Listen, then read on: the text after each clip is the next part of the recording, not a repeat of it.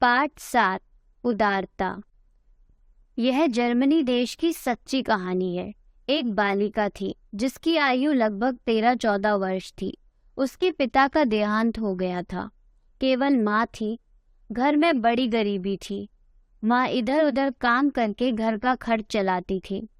उसकी बड़ी लालसा थी कि वह बेटी को पढ़ा लिखाकर योग्य बनाए, किंतु माँ बीमार पड़ गई।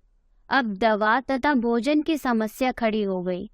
वह असहाय सी अपनी बेटी की ओर देखती रहती थी। बेटी बहुत ही सुशील और समझदार थी। वह बड़ी प्रसन्नता के साथ माँ की सेवा करती, दिन रात माँ के पास बैठी रहती, उन्हें समय से दवा देती, भगवान से यही प्रार्थना करती कि उसकी माँ जल्दी ठीक हो जाए। एक दिन दवा के लिए पैसे नहीं थे। वह बहुत दुखी थी। शाम हो चुकी थी। माँ थोड़ी देर के लिए सो गई।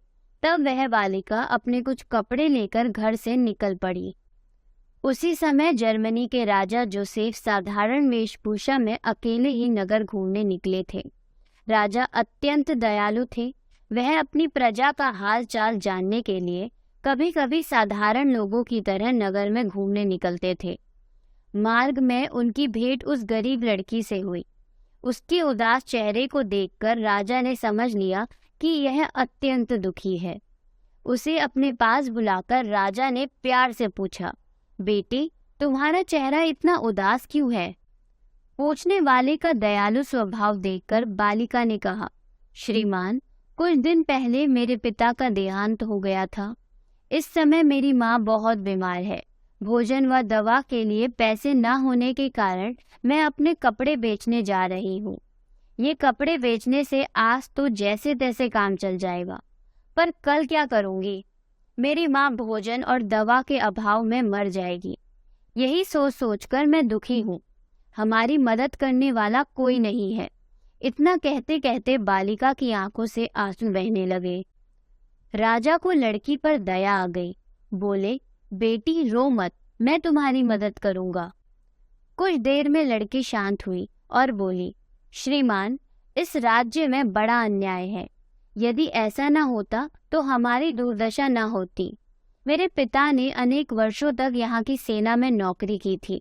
राजा यदि न्यायप्रिय होता तो जब मेरे पिता सेना में काम करने में अशक्त हो गए थे तब उन्हें कुछ इनाम या पेंशन अवश्य देता, पर राजा ने उनकी कोई खबर नहीं ली और पैसे की कमी के कारण चल बसे। यह बात सुनकर राजा को बहुत दुख हुआ। वह बोला, बेटी, राजा को तो यह बात मालूम नहीं होगी। उन्हें भला क्या पता होगा कि उनके ऊपर तुम्हारा रुपया बाकी है। वे तो सदैव राजकार्य में व्यस्त रहते हैं।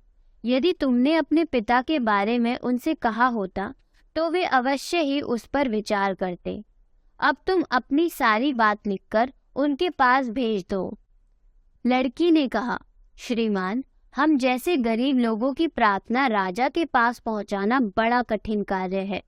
राजा ने कहा, तुम इसकी कोई चिंता मत करो। राजा के साथ मेरा घनिष्ठ संबंध है, इसलिए मैं तुम्हारी सहायता कर सकता हूँ। राजा ने लड़की के हाथ में कुछ रुपये देकर कहा, तुम्हें अभी अपने कपड़े बेचने की जरूरत नहीं है। अब तुम माँ के लिए दवा लेकर घर जाओ। राजा ने बालिका के पिता का नाम और उसके घर का पता पूछकर उसे धैर्य बंधाया। बालिका भला क्या समझती कि जिस भले आदमी ने उसकी सहायता की है वह स्वयं राजा ही है। उस आदमी की ऐसी भलाई देखकर बालिका को बड़ा आश्चर्य हुआ। घर आकर उसने अपनी माँ को सारी घटना सुनाई। माँ सब बातें सुनकर बड़ी प्रसन्न हुई। राजा ने दरबार में जाकर पता लगाया तो ज्ञात हुआ कि उस बालिका ने जो कुछ कहा था वह बिल्कुल सच था। राजा ने तुरंत उस बीमार स्त्री को आदरपूर्वक दरबार में बुलाया। उसके पति को जितना वेतन मिलता था उतनी ही पेंशन प्रति माह देने की आज्ञा दी। राजा ने उससे नम्रता पूर्वक कहा, उस समय पेंशन ना मिलने पर आपको बहुत दुख उठाना पड़ा है। इसके लिए मैं आपसे क्षमा मांगता हूँ। ऐसा कहकर राजा ने उसे जाने की अनुमति दे दी। राजा की ऐसी उदारता और विनम्रता देखकर वह महिला आश्चर्यचकित रह गई।